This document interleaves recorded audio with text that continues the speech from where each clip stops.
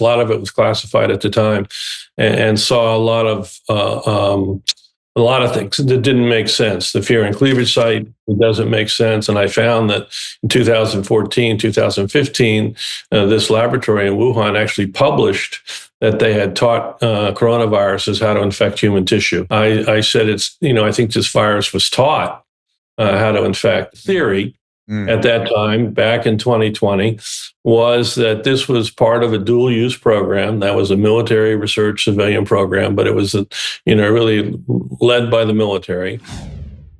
Dr. Redfield, as always, welcome. Why weren't you able to tell us during the COVID outbreak what could save our life?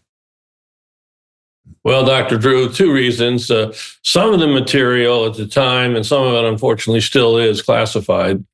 Some of the material in the book has been declassified, and I discuss it. And then the other is a lot of the discussions we had in the coronavirus task force, while they weren't classified, they were confidential.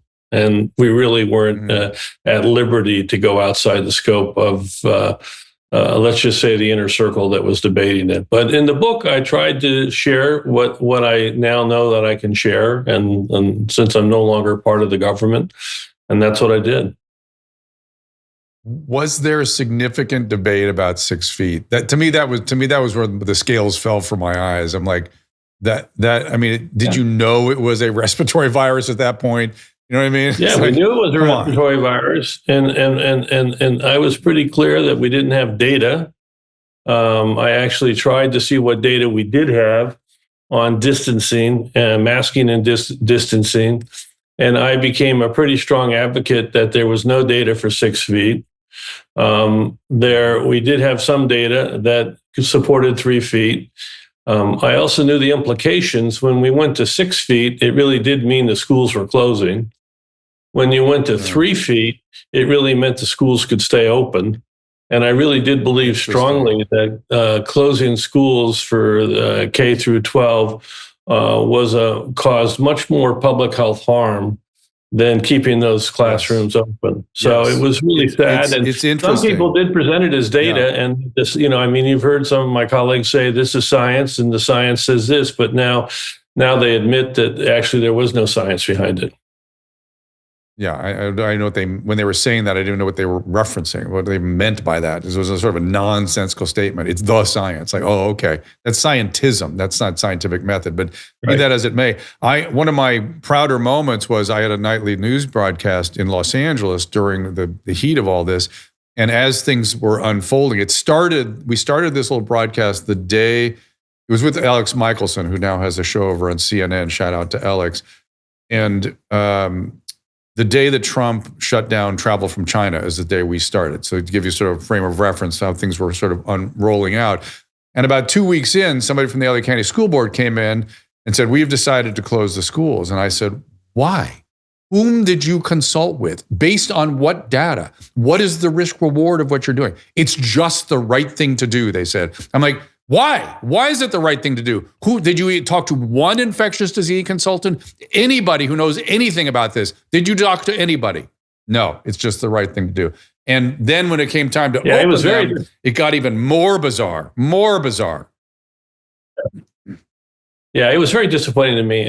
Vice President Pence and I discussed this. I was more in his camp, which was to approach the pandemic when it hit as sort of like you would a sporting event and taking a knee for a week, 10 days, and then look at different activities and determine how do we want to adjust those activities so we could continue those activities in a safe and responsible way. The one area that I did advocate having some restrictions, I thought that we should require bars people should have a seat at the bar. You shouldn't be able to have 100 people sitting around the bar with loud music. But I thought the restaurant should stay open, the business should stay open.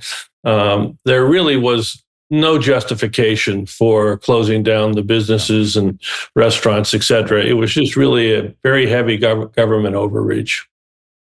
Well, and then the outdoor dining was closed down, and that was done in LA County with violence. They shut down, any restaurant that dared to do that, they'd fence in the restaurant and padlock it. These people I don't understand why they're still in a position. We have a public health problem. We have a problem. They're not medical people. They have no judgment. They wield their authority as though thus saith the Lord. We have a real problem. We have to do something with public health, it seems to me. Well, that's in part of the reason and the message of the book that I just wrote, and you highlight it. You do a great job on your show to try to improve it. But the reality is you can't have public health without public trust. And we've really lost public trust. There were so many mistakes made during the COVID pandemic.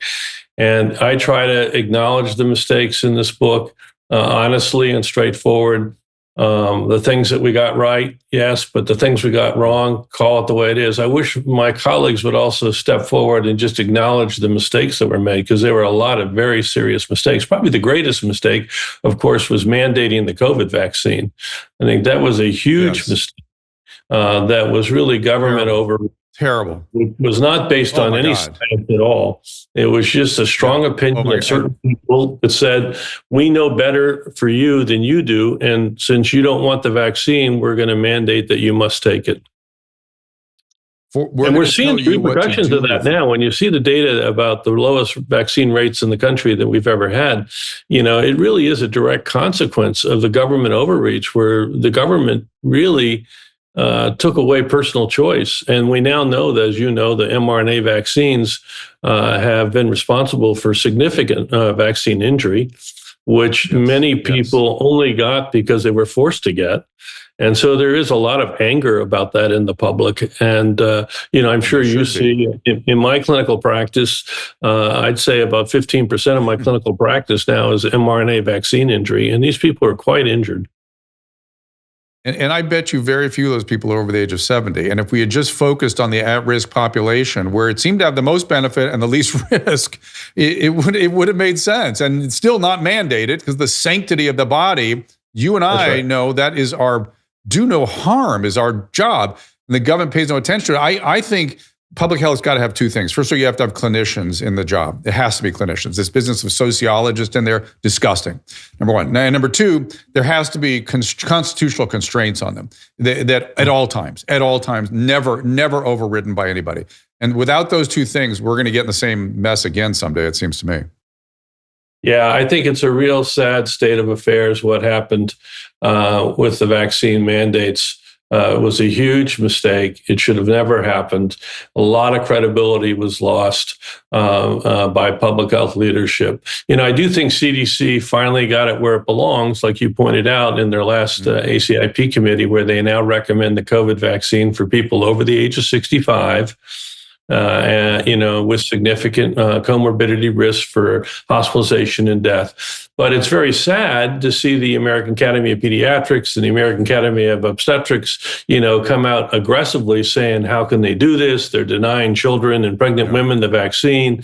And when you say, show me the data, it's just really sad that they've been, in a way, Kennedy's right. There's been a lot of corporate capture of that vaccine policy by these health organizations. I think we're finally in the right place. I don't recommend the COVID vaccine for anybody under the age of 65. And even then, I suggest to those people that it would be better for them to take the protein vaccine, the Novavax vaccine, because I am concerned that there's more vaccine injury from the mRNA vaccines than people realize. For sure.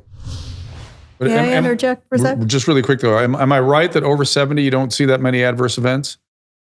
Or are you saying I would say that I do see, unfortunately, adverse events from vaccine injury.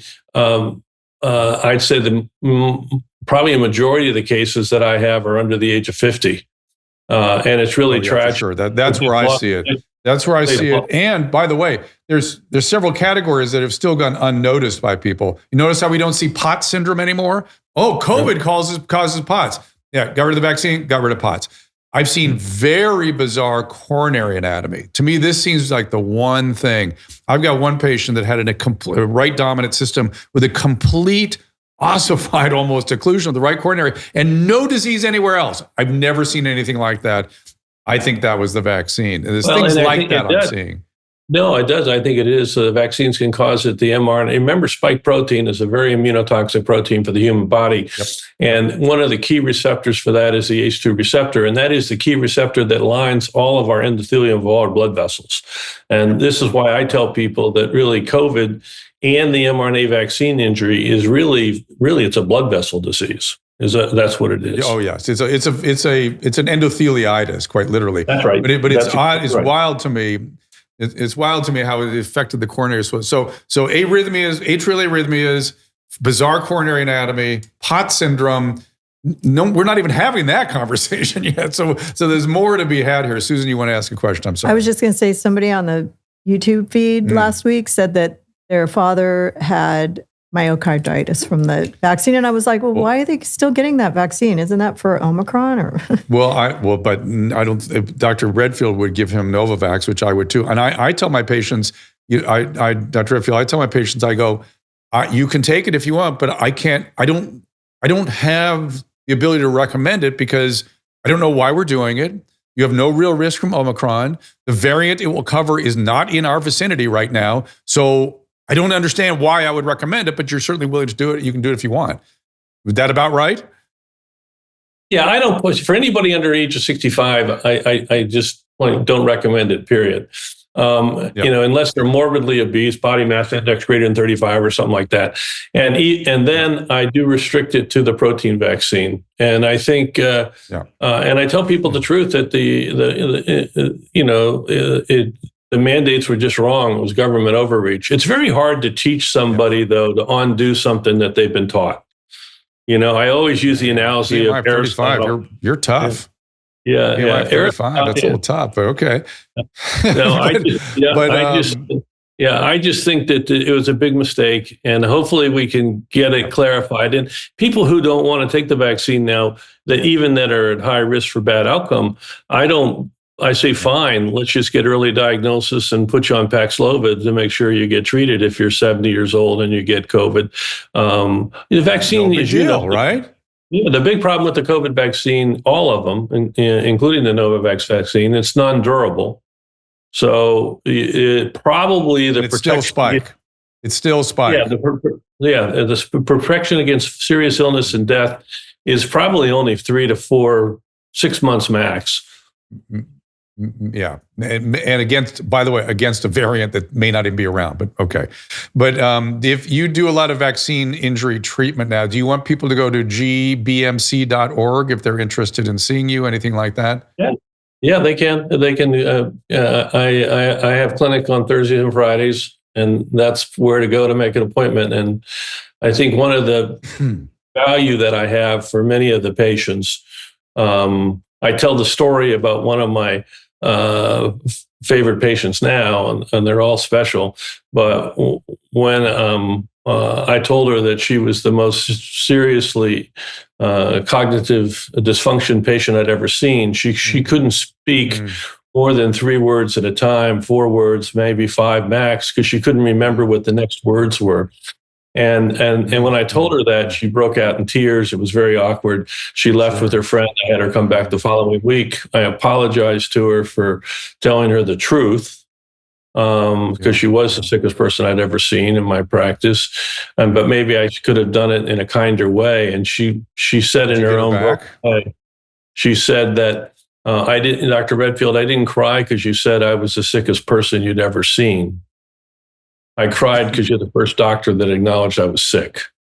And the vaccine injury patients are worse, because they've been told by all the medical community that it doesn't happen, it doesn't exist, it's all in their head. Right. But the reality is it is real. And I've had a number of patients whose lives have been really turned upside down because of vaccine injury. Yes.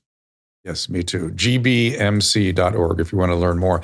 So, but you've said something recently about the nature of this virus being an asymptomatic spreader for some sort of engineered something by the People's Liberation Army or the Chinese Communist Party. I'm excited to bring you a new product, a new supplement, Fatty. I take it. I make Susan take it. My whole family takes it. This comes out of, believe it or not, dolphin research. The Navy maintains a fleet of dolphins, and a brilliant veterinarian recognized that these dolphins sometimes developed a syndrome identical to our Alzheimer's disease. Those dolphins were deficient in a particular fatty acid. She replaced the fatty acid, and they didn't get the Alzheimer's. Humans have the same issue, and we are more deficient in this particular fatty acid than ever before. And a simple replacement of this fatty acid called C15 will help us prevent these syndromes. It's published in a recent journal called Metabolites. It's a new nutritional C15, pentadecanoic acid, it's called. The deficiency that we are developing for C15 creates something called the cellular fragility syndrome. This is the first nutritional deficiency syndrome to be discovered in 75 years and may be affecting us in many ways, and as many as 1 in 3 of us. This is an important breakthrough. Take advantage of it. Go to fatty15.com/Dr. Drew to receive 15% off a 90-day starter kit subscription, or use code Dr. Drew at checkout for that 15% off, or just go to our website, drdrew.com/fatty15. I've spoken to scientists that were working on the coronavirus background, a backbone rather, and they reported stuff like this. And even some of them were alleging that the release was sort of intentional, which I'm wondering if your theory would include that kind of justification for an intentional release. What is this asymptomatic aerosol vaccine vector that you're contemplating, and why did you come up with that?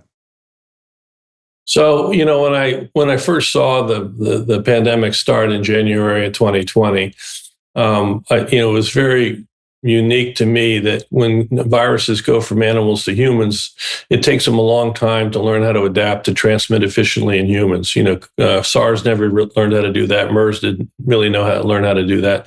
So when this virus was immediately one of the most infectious viruses that I've seen, probably up to measles, I said I think this virus was taught how to infect, and then went to the medical literature like most people would do that have an idea and a hypothesis, and I found that in 2014, 2015, this laboratory in Wuhan actually published that they had taught coronaviruses how to infect human tissue through the H2 receptor by putting in a furin, this cleavage site. So then I got more into the molecular biology of the virus. A lot of it was classified at the time, and saw a lot of things that didn't make sense. The furin cleavage site, it doesn't make sense, which changes the orientation of the binding domain for the human receptor.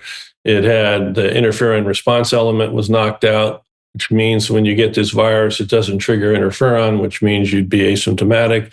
It also had 3 other regions that were modified that would change the immune system's ability to see and develop a dominant immune response. And this is why you can get this virus over and over again. So my theory, and again, it's a theory, at that time, back in 2020, was that this was part of a dual-use program. That was a military research civilian program, but it was, really led by the military. And it was part of their biodefense program. They were developing in my view, they were trying to develop a vector that could be used to vaccinate the Chinese military and the Chinese people and maybe beyond. And in order for that vector to be the right vector, first it needed to be transmitted by aerosol or droplets, because they didn't really want to have to inject everybody. It had to not make people sick, so that's why they had to knock out the interferon response element. And they wanted to be able to use this vaccine, in my view, over and over and over again for different antigens, whether it was hepatitis or polio or measles or whatever. Dengue or hemorrhagic fevers. So they wanted to be able to use the same vector over and over again, so they didn't want it to orchestrate a dominant response.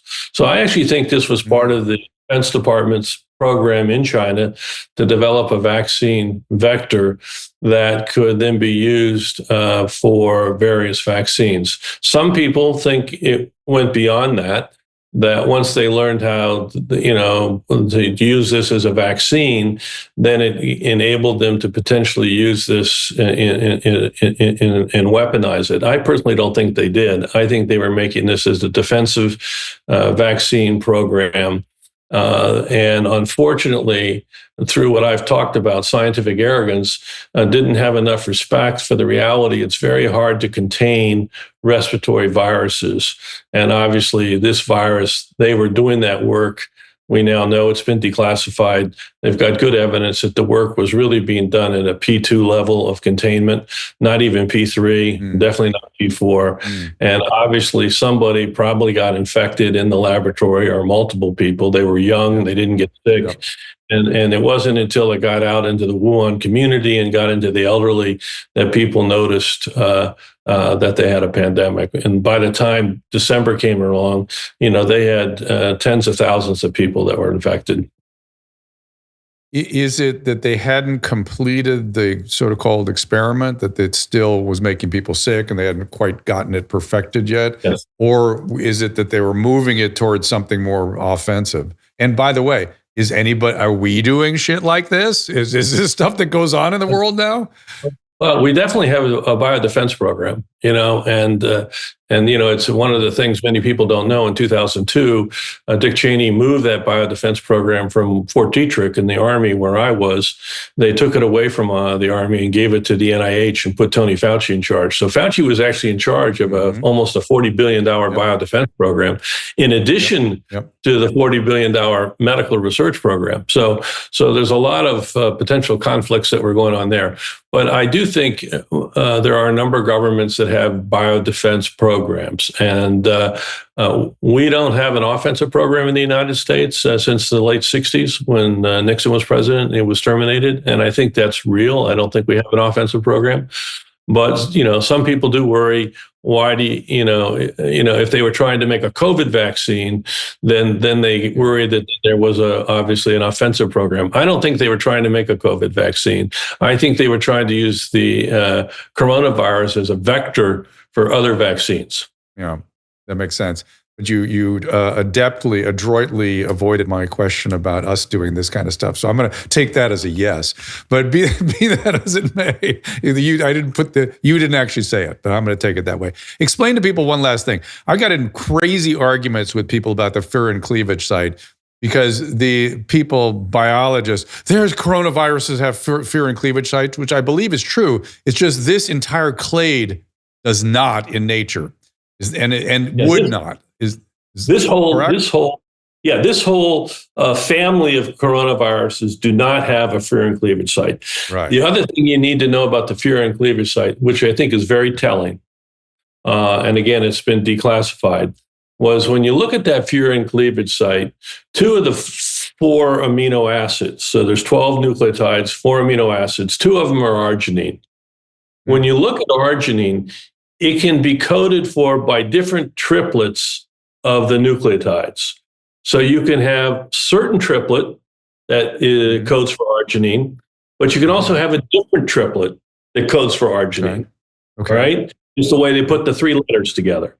It turns out that the coronavirus, COVID-19 arginine triplets that are in this virus, that certain people, like my colleague Fauci says, came from bats, okay?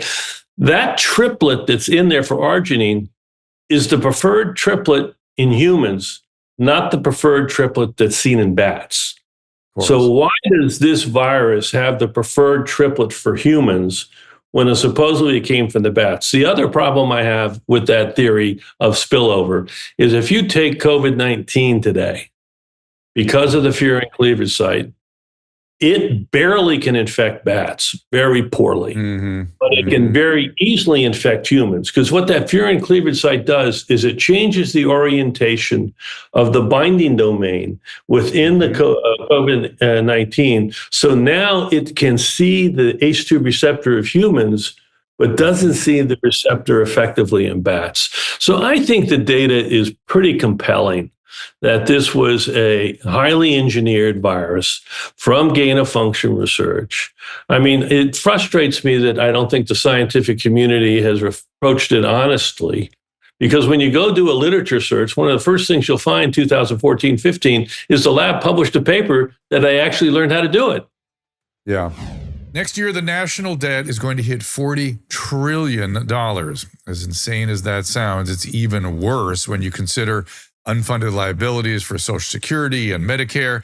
If our status as the world's reserve currency suddenly changes, our nation could collapse under the weight of its debt. And as we all know, there are many forces trying hard to take down that US dollar.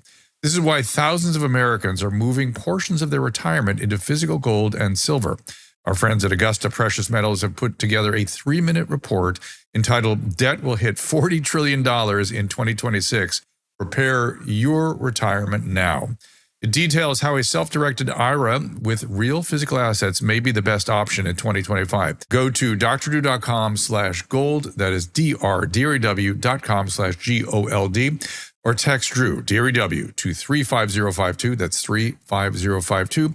And you'll get instant access to this crucial report. If you have $50,000 or more in your IRA, 401k, TSP, or other retirement accounts, consider our friends at Augusta Precious Metals to give you the information you need to make an informed decision about your retirement. It's fine to fight for our nation's future, but we all need to protect our own futures first. Read this important 3-minute report by visiting drdrew.com/gold. That is drdrew.com/GOLD, or text Drew to 35052 and see what Augusta can do for you. Yeah, and if you go to Grok or one of these AIs, they will not have this information. So we've got to figure out a way to push this out, whether it's maybe Senate hearings or MAHA or something. We got to push it out. Yeah, I think, and hopefully, part of the purpose of my book was to set the record straight about what we got right, what we got wrong.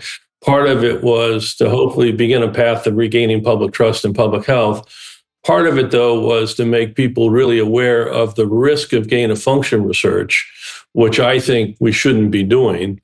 And really, in my own view, the real threat for the next pandemic, which will be a bird flu pandemic, which I think will likely not come from nature. It will be like COVID. It will come from laboratory experiments. You're not the first person I've heard. Whenever I hear people getting worried about bird flu, not necessarily you, but it's in the vapors. I just assume, they're working on the bird flu. They're screwing with the bird flu now. That's their next one. They've chosen the coronavirus, they've chosen the bird flu, and we need to stop them because the bird flu itself is not a problem unless we monkey with it. Yeah, I'm sure they're doing it. And you probably know, it's also discussed in my book. In 2012, scientists in the Netherlands actually did the experiments using gain-of-function research and taught bird flu how to infect human tissue by changing 4 amino acids. And there was a big debate at the time, and I argued against it. I didn't think we should publish that data. Of course, Fauci and others argued it should be published. It was science. I argued about dual-use research. We don't have to publish everything. Why give people a roadmap how to make the virus? And unfortunately, I lost that debate. And they published the data. You know me, Dr. Drew, I believe in God. I think it's sort of a miracle that no one's used it yet. But you are right. The virus has been created. It's in laboratory freezers. And I just think it's a matter of time before it gets out. All right. Well, that's a stark warning. But the bird flu has treatments. At least it has had treatments. I mean, the usual antivirals have some activity. Your emergency kit. Yeah, exactly. But okay, this has been a fascinating conversation. I will do everything I can to push out your new theory because it pulls together the whole story in a way that we can all kind of understand it, make sense of it now. And I think we have to really do so. There's so much we need to come to terms with here, and this is just part of the story. And the real purpose of the book at the end of the day is we can prepare. There's no reason why we can't develop, 5, 10, 15, 20 very highly effective antivirals to bird flu. There's no reason why we can't. When COVID hit, we didn't have ventilators. Mike Pence went up to Ford to get them to make ventilators after a car line. We know that a respiratory pathogen is going to come and cause another pandemic, so let's get prepared. That's part of the book about getting prepared, having a proportional response to the threat. I've said a couple things that people don't agree with, and one of them is that I think the consequence of the gain-of-function research creating the COVID virus is really much more, and the potential for bird flu, going to be more dramatic than the atomic bomb and its consequence on human health and human life. Well, I hope you're wrong. I just hope and pray you're wrong. But I can see where you could well be right. Dr. Redfield, thank you for being here, gbmc.org. And I always appreciate you spending time with me and the work you're doing. And so I'm just very grateful. Thank you for being here. Well, same to you. And I love your show and what you do. And again, also, my thanks to your staff on this holiday weekend to get this out there. Happy New Year. Good to see you. Yeah, God bless. Ask Dr. Drew is produced by Caleb Nation and Susan Pinsky. Emily Barsh is our content producer. As a reminder, the discussions here are not a substitute for medical care, diagnosis, or treatment. This show is intended for educational and informational purposes only. I am a licensed physician, but I am not a replacement for your personal doctor, and I am not practicing medicine here. Always remember that our understanding of medicine and science is constantly evolving. Though my opinion is based on the information that is available to me today, some of the contents of this show could be outdated in the future. Be sure to check with trusted resources in case any of the information has been updated since this was published. If you or someone you know is in immediate danger, don't call me, call 911. If you're feeling hopeless or suicidal, call the National Suicide Prevention Lifeline at 800-273-8255. You can find more of my recommended organizations and helpful resources at drdrew.com/help.